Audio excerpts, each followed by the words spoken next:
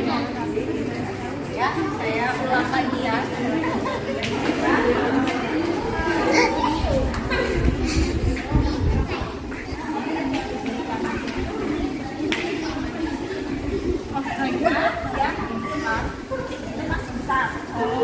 Oke, sekarang ini aja tahan pakai sudah.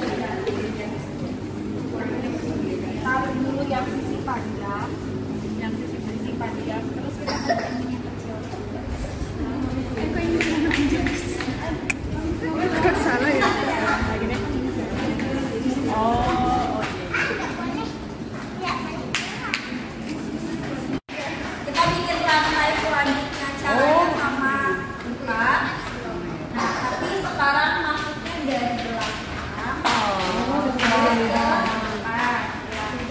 Tarik lagi, ukur 3 jari.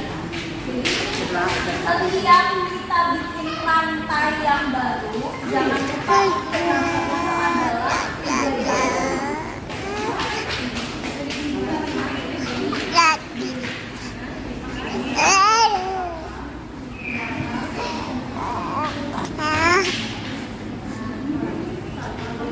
Masuk lagi jarinya, kasih kencang lagi.